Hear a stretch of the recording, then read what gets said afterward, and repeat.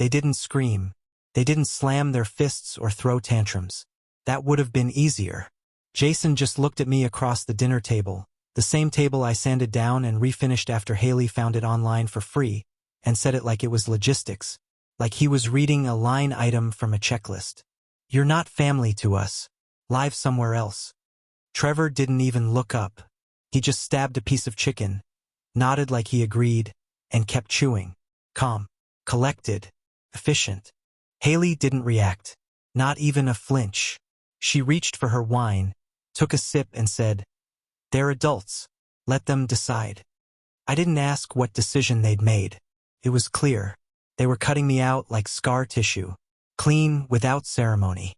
And she, my wife, was handing them the scalpel. I didn't argue. I didn't ask what I had done or what I hadn't done. There was no fight to be had. I knew better. In this house, silence had always meant agreement. And I'd learned to listen carefully to the things Haley didn't say. So I nodded once. A slow, steady motion, as if something in me had finally settled. I gathered my plate, walked it to the sink, and washed it under hot water that didn't quite heat the chill in my chest. They laughed behind me. Jason showed Trevor a video on his phone. Something loud and stupid. The same phone I'd bought last Christmas. An upgrade. He said he needed it for school. I dried the plate, placed it back into the cupboard. Then I went upstairs. There was no slamming of doors. No final words. I didn't pack a suitcase. Not yet. I just sat down at the desk in the small office I built out of the guest room, opened my laptop, and started erasing myself. School contact forms. After-school activity portals. Health insurance dependents. Emergency contact forms. I clicked through them one by one. Removed my name. Canceled auto payments. Disabled my access. Erased every fingerprint I'd left on their lives. Took less than an hour. Strange how fast you can disappear when no one's trying to hold you in place. I paused once, only once, over a tab showing Trevor's dental payments. Braces. $1,000 every few months. His jaw used to click when he chewed. I used to drive him to the appointments myself, always early, always with a sandwich packed for the car ride home. I closed the tab. It wasn't mine to carry anymore. That night I didn't sleep. I lay in bed beside Haley, staring at the ceiling while she scrolled through her phone. She didn't say goodnight. She didn't touch me. When the light from her screen finally dimmed and she turned away, I just watched the darkness until morning came. 7 days passed. I didn't move out. Not yet. I needed to see if they meant it. They didn't speak to me. Jason left for class and came home late. Trevor spent most of his time in the basement, headphones on, door closed. Haley floated through the kitchen like I was a coat rack.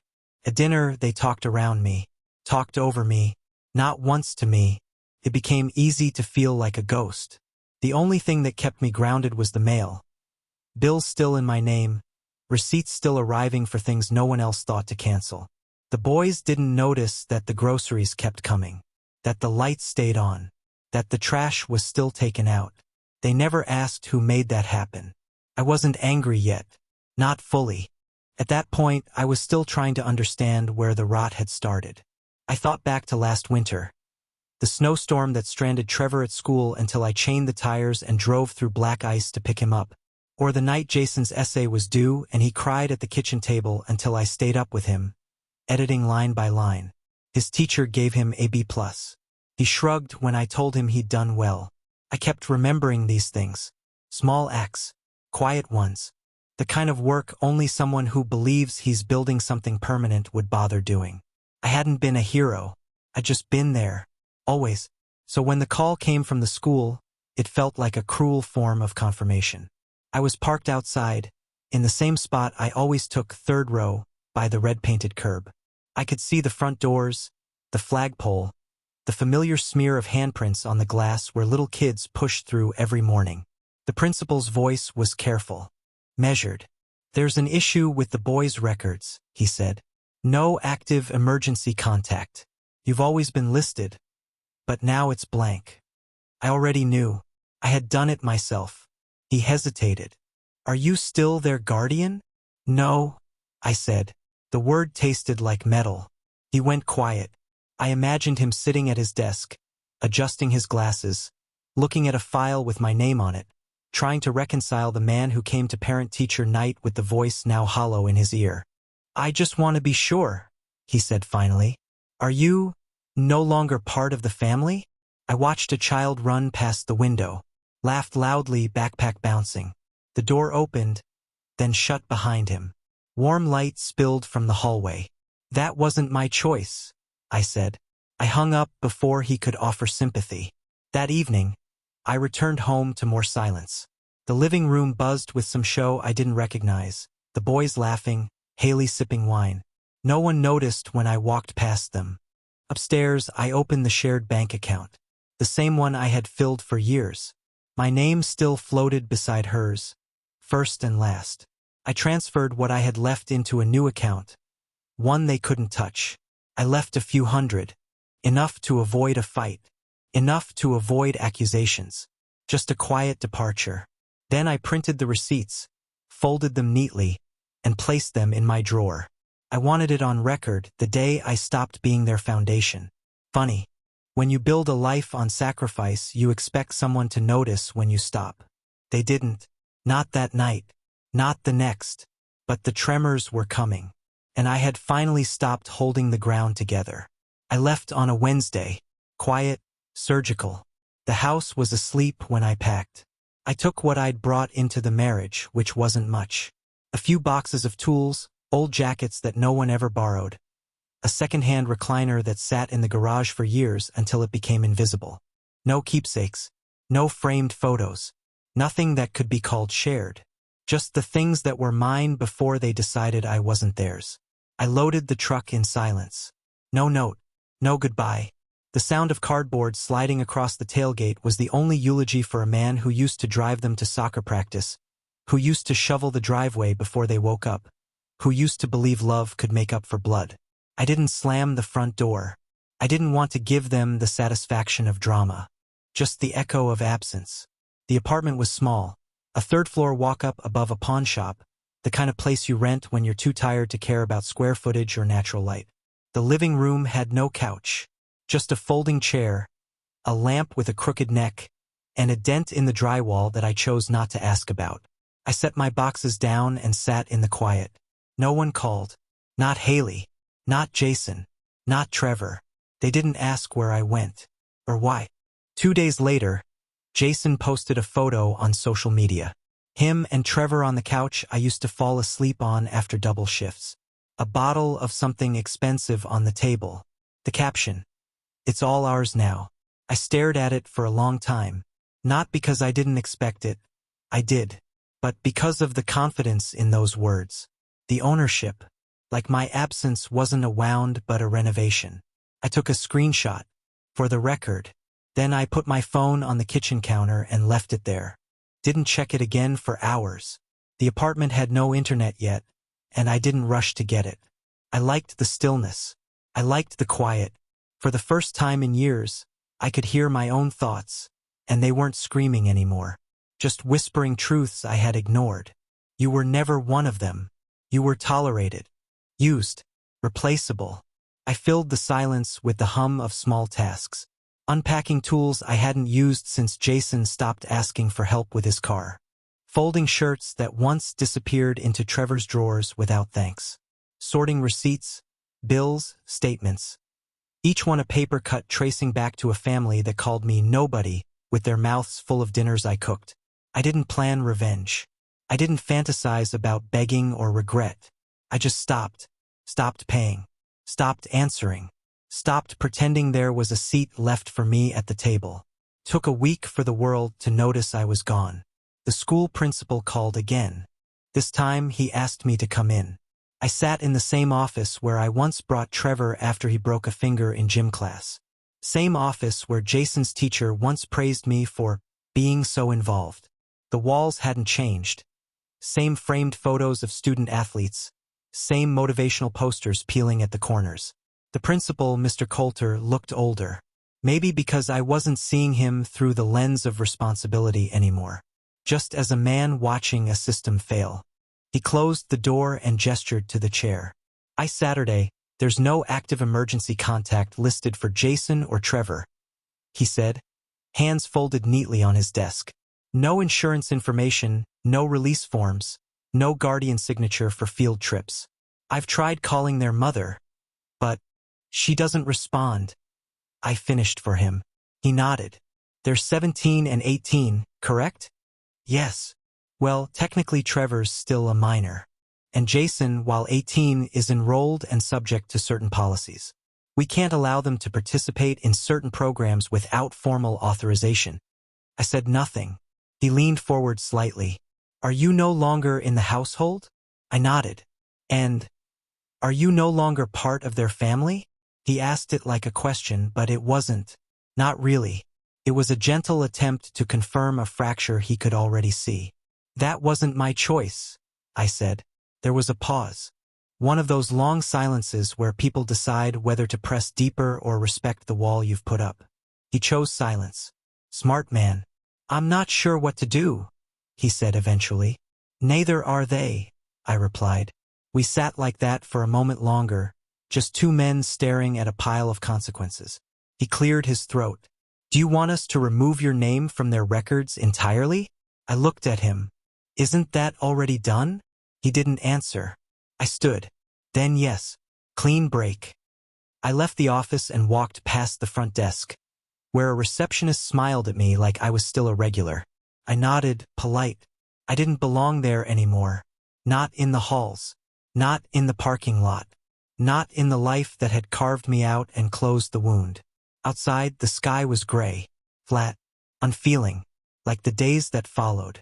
I stopped at a gas station on the way back, bought a coffee I didn't drink, and stood by the window watching people fill their tanks. Parents with kids in the back seat. Minivans plastered with honor roll stickers. Dads brushing snow off the windshield while their children laughed inside. I wondered if they knew how fragile it all was. How one sentence at dinner could redraw the entire map. I went back to the apartment, sat on the floor, and felt nothing. The next call came from Haley. I let it ring, then again, and again. She left one voicemail. We need to talk. The school's been calling. I don't know what you did, but you need to fix it. I played it twice. The wording stood out. What you did. Not what they did. Not what we did. I deleted the message. 2 days later, she came in person. I knew she would. Haley doesn't like loose ends. Not when they start interfering with comfort. She stood in the doorway of my apartment like she was entering a hospital. Cautious, disgusted, trying not to touch anything. You went too far, she said. No greeting. No apology. I didn't speak. Just leaned against the kitchen counter and watched her eyes scan the room. The bare walls, the dented floorboards, the half-unpacked life of a man who had nothing left to give. You're supposed to be the adult, she added. I raised an eyebrow. Is that what you told them? That I was supposed to keep paying, keep fixing, keep showing up, even after they told me I wasn't family? She shifted, uncomfortable now. They were upset. They were clear. She crossed her arms. You don't punish kids like this. You don't just disappear. I let the silence stretch. Finally, I spoke. I didn't disappear. I was erased. She flinched. Barely. But enough. I asked you to say something, I continued. That night, when they said it, I looked at you, waiting, and you said nothing. They're teenagers. They say stupid things. And you let them. She bit her lip. No words came. I walked to the door, held it open. She didn't move. They need your help, she said softly. I didn't answer. They're still your boys. No, I said. They're your boys. That's the difference. And then I closed the door. I didn't slam it. I didn't lock it. I just closed it gently, decisively. On the other side, I heard her breathe in sharp, like she was going to argue. But she didn't. She left. And the silence returned. Not empty this time. Peaceful. Almost. The letter came on a Tuesday. It was one of those thick envelopes. Government type. No color. Just weight. Authority. The kind that doesn't ask if you're ready. I found it wedged in my mailbox between a supermarket flyer and a pizza coupon, both damp from the winter air. The envelope was dry, bone white, the seal still perfect, as if someone had slid it through just moments before. Return address: the school district office. I didn't open it right away. I carried it upstairs with the rest of the junk, placed it on the small table by the door, the one holding my keys, my wallet, and now a question I already knew the answer to. I made tea, sat on the floor, let the envelope stare at me like it wanted a confession. When I finally opened it, the paper inside was formal. Stiff language, written by someone trying to soften the edge of a blade. As no legal guardian has been listed for Trevor J., and no emergency authorization exists for medical or academic responsibility, the district requires an immediate update of contact information. Please respond within 5 business days. 5 business days, because a child's well-being can apparently expire like a parking pass. I folded the letter in half, then again, until it fit into the inside pocket of my jacket. Not out of sentiment, just out of habit. I carry things that matter, even the things I no longer claim. The next day, Haley tried calling again. This time twice. No voicemail, just missed calls. I didn't answer. I knew what she wanted. She wanted a signature, a name on a form, a man to step back into a role they'd set on fire. I wasn't angry. Not anymore. I just didn't see the point. That night, I sat at the small kitchen table and looked at the tea-stained list I kept. Bills I used to pay, things I used to manage. Each line was a fingerprint, a sacrifice, a name they'd scrubbed out. I had nothing to prove, and no one to prove it to. When the knock came the next morning, I already knew who it was. I opened the door and found Haley standing there, arms folded, her face tense with that familiar mix of pride and desperation. The same look she wore when we argued about Trevor skipping school. The same look she gave me the night Jason came home drunk and I had the nerve to take the car keys away. She didn't say hello, just pushed the letter into my chest. "You got this too," she said. It wasn't a question. I looked at it. Same envelope. Same folded accusation. I nodded. "They need a name," she said. "A real one, not a technicality."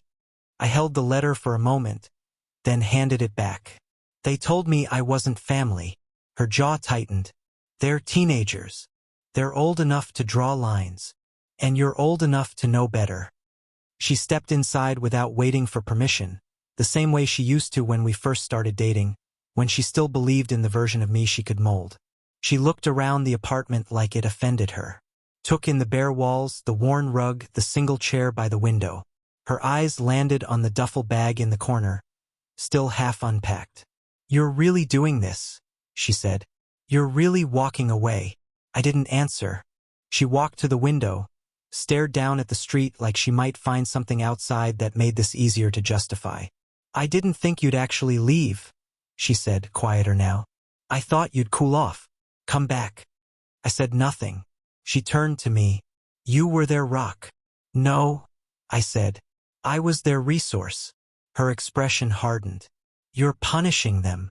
"I'm removing myself." "There's a difference?" "There is to me." She ran a hand through her hair. Frustrated, tired. I could see it in the way her shoulders sagged, the way her voice lost its edge. "They don't know what they're doing," she said. "They're kids." "They're not. Jason's 18. Trevor's a year behind. Old enough to know what loyalty is. Old enough to know what silence costs." I walked to the table and poured a second cup of tea. Offered her none. She didn't sit. "They'll come around," she said. "No," I said. "They won't." "You're giving up on them." I looked her in the eye. "They gave up on me. I just stopped pretending." That broke something. I saw it in the way her mouth parted, like she wanted to shout or cry or both. But nothing came out. She opened her purse and pulled out a folder. Laid it on the table. "This is the paperwork. The legal stuff. I'll sign it. You just need to add your name again. They need someone." I looked at the folder, untouched. She waited. The silence stretched. Then I walked to the door and opened it. She didn't move. "You're really not going to help?" I looked at her, steady. "They wanted me gone. You agreed. I'm just making it real. Her voice rose. They were angry. So was I. They didn't mean it. Neither did you when you said nothing. She stepped toward me, half pleading, half furious. You don't get to rewrite this. You don't get to act like you were some victim. I let the words hang in the air. Then I said what I'd never said aloud. I wasn't the victim. I was the fool. That silenced her. I gave everything, I said. And when it came time to be seen, to be claimed, to be counted, they threw me aside. And you held the door open for them.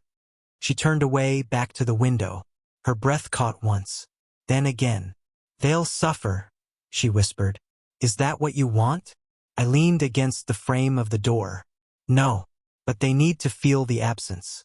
Otherwise, they'll never understand what was holding them up.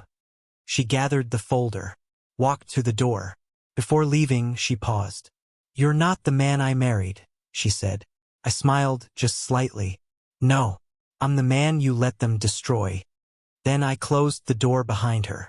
Later that night, I opened the jacket pocket and took out the original letter, smoothed out the creases. Then I lit a match, held the flame until it bit my fingers, and let it fall. I didn't leave the apartment much after that. Didn't need to. The world had gotten smaller, tighter, quieter, and for the first time in years, the silence didn't feel like punishment. It felt like precision, like everything unnecessary had been shaved off, leaving only what was true. There were no more family texts, no calls, no updates. Jason didn't message to ask about the rent on his off-campus apartment. Trevor didn't need help logging into the school portal. Haley didn't ask if I was coming to parent night or if I could pick up groceries on my way home from work. It was as if I had never existed. And in a way I hadn't. Not to them. I was the scaffolding. Now that the structure was up, they didn't need to see what had held it together. Not until it started to crack. It didn't take long. The first call came from the bursar's office. Not to me, I'd removed my number, but to Jason.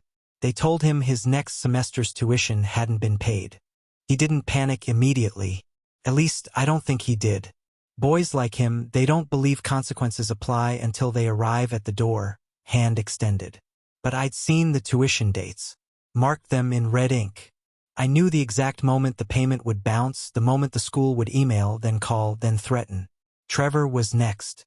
Suspended from school after a fight in the parking lot. A black eye. A bruised ego. They called Haley to pick him up. She didn't answer the first 3 times. No one called me. I heard about it 2 days later from an old coworker whose kid went to the same school. Did you hear about Trevor? He asked, laughing softly over coffee. Poor kid. Nobody came to get him. Had to sit in the office until nearly 6. I nodded like it didn't matter. But later, in the quiet of my apartment, I stared at the ceiling for a long time. Not in guilt, not in regret, just in recognition. This was the cost. Of silence, of drawing lines, of stepping back from a fire and letting it burn on its own fuel. Haley called again the next day. I didn't pick up. The voicemail was short, flat. They're struggling. You've made your point. Enough. She didn't ask how I was. She didn't say she missed me. She didn't ask me to come back. Just told me I'd won. As if this were a game. As if losing a family you built by hand and watching it fall apart was some kind of victory. I deleted the voicemail. That night I made dinner. Pasta. No sauce. Just boiled noodles and olive oil. The kind of meal you eat when you don't care anymore. The kind of meal I used to make for Jason when he came home late from practice. He'd eat 2 bowls. Trevor would sneak a 3rd. Haley would scold them and kiss my cheek. That was another lifetime. Now the apartment was quiet. Just the hum of the refrigerator and the slow creak of the ceiling fan. I sat at the table and stared at the empty second chair. No one was coming. And for once, I didn't feel the urge to fill the silence. A few days later, the bank notified me that the shared account was nearly drained. Haley had emptied it slowly over time. Withdrawals marked grocery or school or miscellaneous. Nothing illegal. Nothing obvious. Just the slow bleeding of a thing she no longer had to share. I didn't contest it.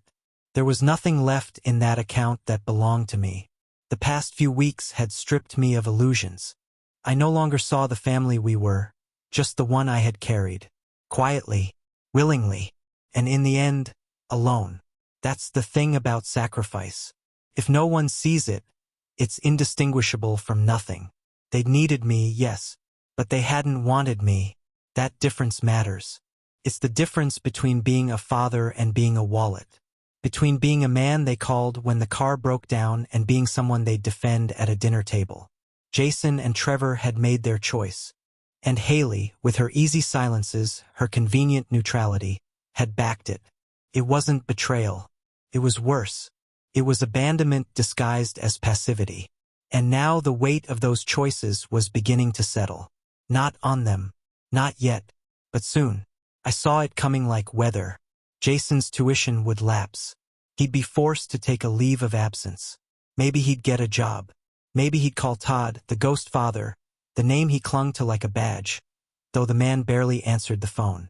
Trevor, still 17, would test boundaries until something broke. A suspension now, maybe more later, and Haley would keep moving, as she always had, from problem to problem, hoping someone else would step in to fix it, hoping silence would buy her peace. But I was done fixing. I was done being the unnamed pillar, done bleeding into cracks I didn't make. It was Trevor who finally broke the silence.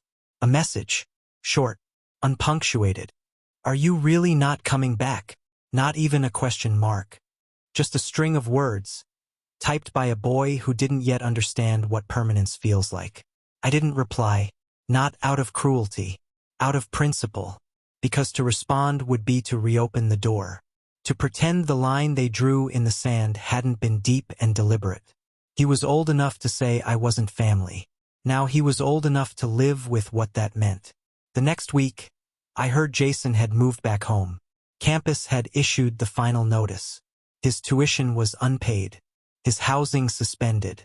The future I'd built, brick by brick, had crumbled because he kicked down the last beam and laughed while it fell.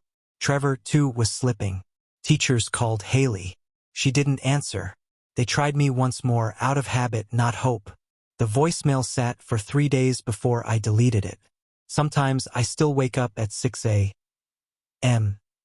out of reflex. Years of school drop-offs and early shifts trained my body to expect the weight of responsibility. To expect someone else's needs waiting at the edge of the day. Now the mornings are mine. And they are empty. Not peaceful. Not yet. But clean. There is a cost to silence. Cost to walking away. But there is a greater cost to staying where you are not valued. I've paid enough.